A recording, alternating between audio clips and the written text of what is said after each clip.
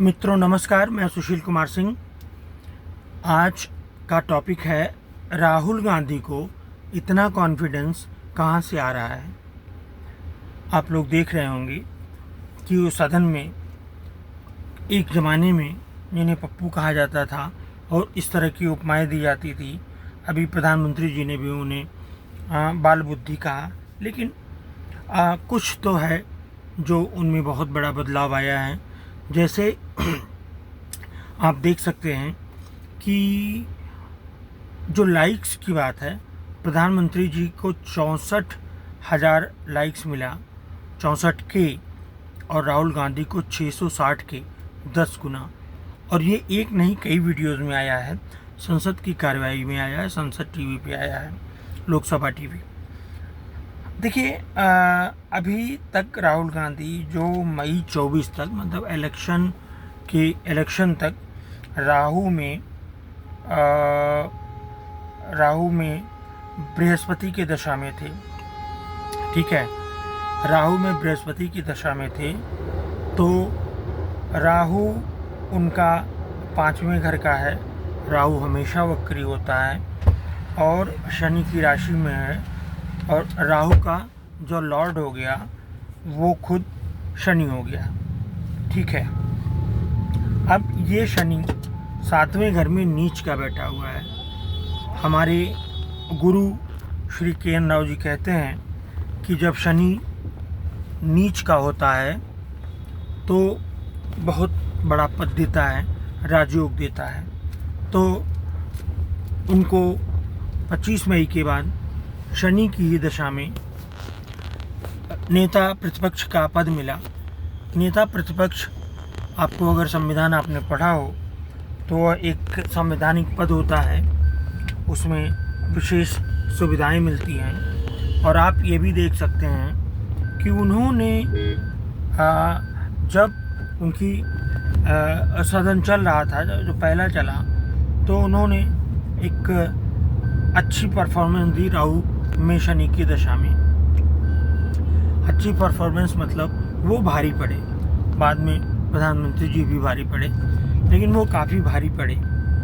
ठीक है, अब इनकी ओवरऑल कुंडली देखें हम, तो राहु किसी ऐसे राजयोग में तो नहीं है जो उन्हें प्रधानमंत्री पद दिला सके, लेकिन वो किंग मेकर साबित हो सकते हैं। अच्छे, मतलब कुछ लोगों को वह पद पर ला सकते हैं, पद तक पहुंचा सकते हैं, इतनी स्थिति है उनके कुंडली की।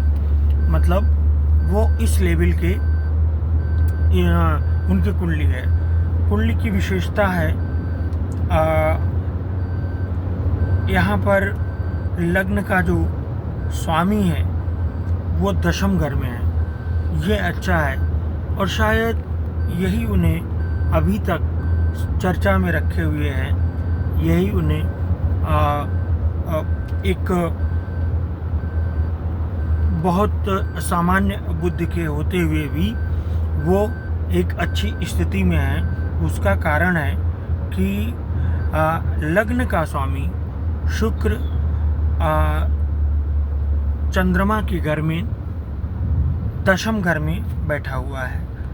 नाड़ी दृष्टियों से देखें तो शुक्र, केतु, सूर्य, मंगल, बुध और चंद्रमा, शनि, इन और बृहस्पति, इन सब का योग बन रहा है, जो कि एक अच्छा योग है।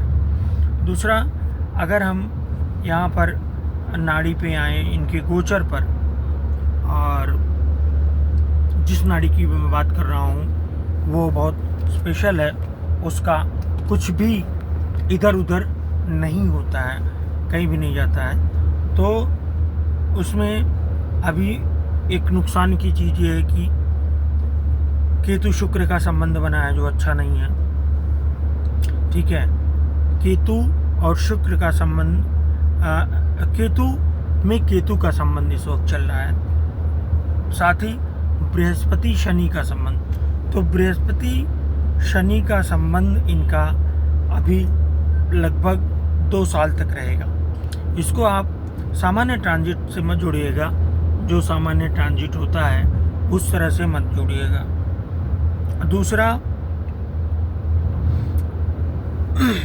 दूसरा अगर हम फिर गोचर को देखें अभी, तो जून के बाद से इनका शनि शुक्र को देख रहा है, मतलब धन की स्थिति। तो हो सकता है जो खाते फ्रीज हुए हों उस तरह का या किसी भी तरह का धन संपत्ति मिलने का बात हो। दूसरा, मंगल चंद्रमा को देख रहा है, तो यह भी अच्छा नहीं है। शनि शुक्र एक साथ बुध को देख रहे हैं, ये स्थिति ठीक है। लेकिन राहु को देख रहा है। यह राहु को देखना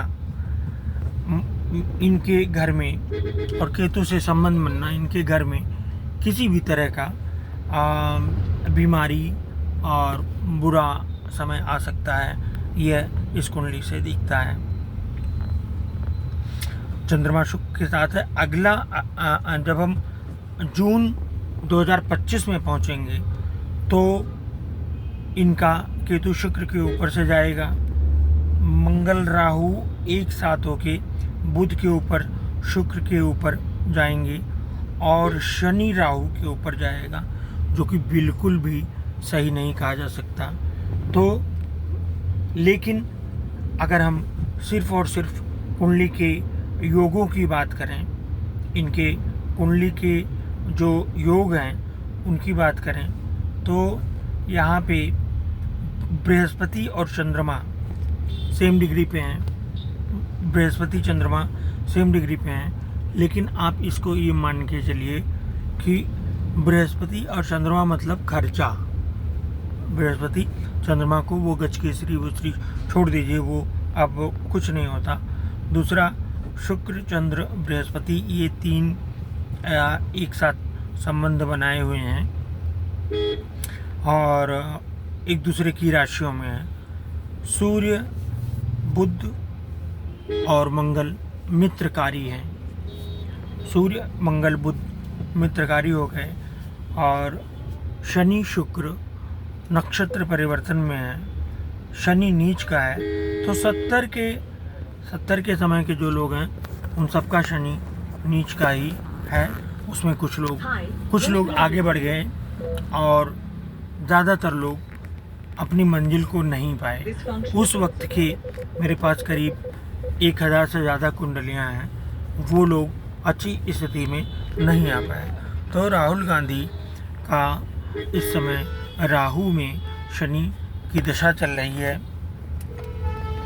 राहु में शनि की दशा चल रही है। शनि को अगर हम यहाँ पे नवांश में जाते हैं, नवांश कुंडली में जाते हैं, तो शनि सूर्य एक साथ बैठा है, जो कि अच्छा माना जाएगा। राहु चतुर्थ घर में है, जो कि ठीक है, अच्छा माना जाएगा। लेकिन राहु के लिए जो सबसे अच्छी पोजीशन मुझे जो लगती है वो छठवीं है। छठवां राहु सबसे अच्छा होता है और छठवां सूर्य भी सबसे अच्छा होता है। छठा सूर्य को मैंने देखा है कि ऐसा आदमी अपनी स्थिति से बहुत ऊपर रहता है। मान लीजिए वो कोई छोटे पद पर है, तो उससे जो 3-4 कैटेगरी के ऊपर के लोग होंगे वो भी उससे परेशान रहेंगे। और वो कहीं ना कहीं, जैसे छठा सूर्य बात कर रहा हूँ मैं, योगी जी का है, तो आप देख ही सकते हैं, उनका टेम्परामेंट देख सकते हैं। और वो लोग डरते हैं और आमतौर पर ऐसे लोग ईमानदार रहते हैं। अगर सूर्य वहाँ पर पीड़ित ना हुआ, जैसे मान लीजिए सूर्य राहु के साथ छठे में बैठ गया, तो ऐसा आदमी गलत तरीके से पैसे कमाएगा, इसमें दो राय नहीं है। झूठ बोलेगा और इस तरह की बहुत सारी चीज़ें हैं। तो दूसरा, अब हम इनका एक चीज़, इम्पॉर्टेंट चीज़ मैं देखता हूँ, वो ये है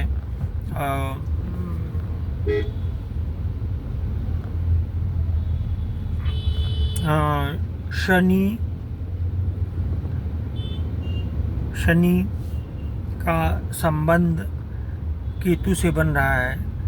केतु का संबंध